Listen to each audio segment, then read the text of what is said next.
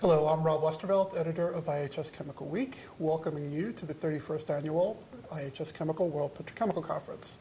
And I'm delighted to be joined by Daniel McCarthy, who is president of the technology group at CB&I. Daniel, thanks for joining us. Rob, thanks for having me. It's a pleasure to be here.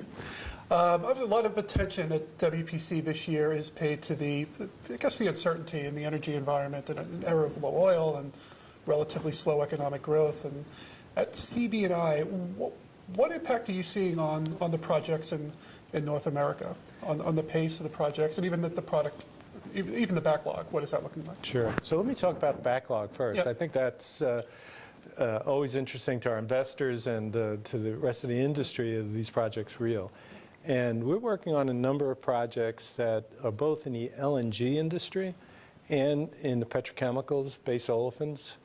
And we find that all the owners are fully committed, the project's financed, and we're going full steam ahead. And there was a concern some time back about whether craft labor would be available, but it's all there, and we find ourselves on schedule, on budget, and moving forward. The second part of the question is what's next? Yeah. And I think that we look at the market today, and certainly there's uncertainty in oil prices. And more than anything, I believe the uncertainty impacts the rate of going forward. Now, the second issue is demand. In order for these plants to operate at full rates, we have to see increasing demand. And we have around the world concerns about China development, the Eurozone relatively flat. But I think that nevertheless, we see a variety of projects on the horizon. And I think that one of the things about lower oil prices is naphtha became cheaper. It brought the liquid crackers back into play. And of course, they're kind of setting the floor price now, or the ceiling price, excuse me. And by doing that, margins have come down for gas crackers.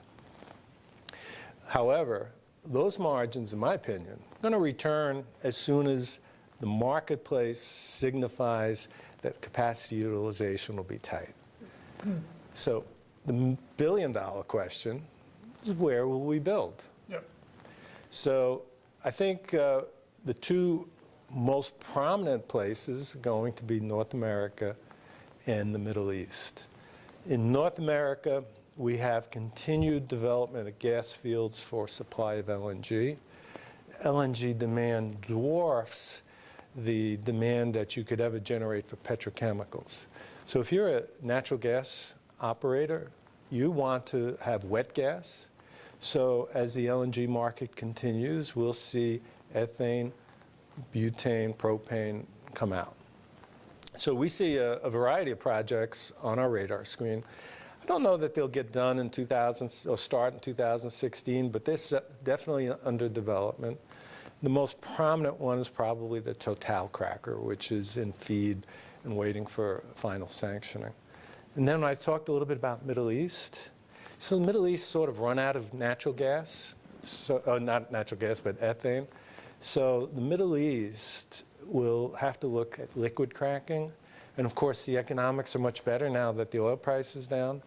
And it gives them an opportunity to integrate with refineries in the location. So I think that overall, we'll continue to see growth in the space, olefin space. Right. If I could talk a bit more about mentioned feedstocks.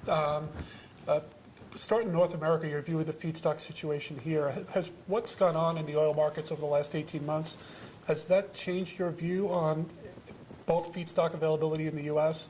and its competitiveness relative to alternative resources? Yeah, sure. So I think when we talk about the petrochemical industry, I kind of focus on olefins for the time being.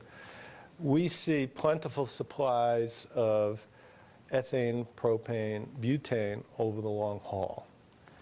And this, again, as I mentioned earlier, driven by LNG demand and export of LNG.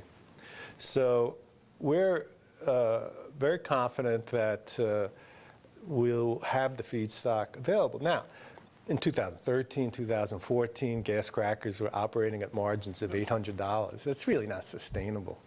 And it's way above what's really required for reinvestment economics.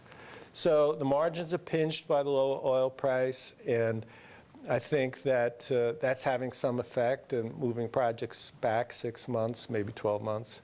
But those projects are still required in the long haul, and we believe that we will see them either late 2016 or early 2017 go into some sort of engineering phase. Okay. I also wanted to ask you about sustainability, and that is a driver for your business. I know you're working on the Net Power project here in the U.S. Can you give us an update on how you see sustainability impacting your business and the key projects you're involved in here? Sure. I mean, sustainability is important throughout the world. And to start, we'll talk about maybe a different technology, gasoline alkylation. Yeah. And there's a tremendous drive to make those facilities safer. And we've developed improved sulfuric acid technology, plus the first solid acid technology, solid acid catalyst technology. So we're constantly being challenged by our customers, reduce emissions, reduce greenhouse gases, liquids, everything, solid waste. So along comes an interesting opportunity for us, a little outside my normal field, which is oil, gas, petrochemicals, but within the range of CB&I's activity, and that's power generation. And a startup company has invented a technology, and we call that Net Power. The uniqueness of this technology is that instead of a steam power generation cycle, it uses supercritical carbon dioxide. The benefit of that is that you can easily recover concentrated CO2, and its relevance to the oil industry, of course, is good for enhanced oil recovery. We are in a partnership with Exelon, the large power company, the inventors, 8 Rivers, and ourselves, building a 50-megawatt thermal demonstration unit in La Porte, Texas. And we anticipate that that will be in commercial operation, not commercial operation, but demonstration operation in 2017, about second quarter.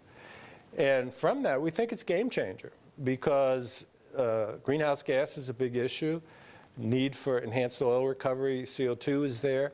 And the technology has the same sort of thermal efficiency, same investment as conventional technology. So you get a lot of pluses and no negatives. Great. Dan, thanks very much for joining us today. It was my pleasure, and thanks for having me. Thank you.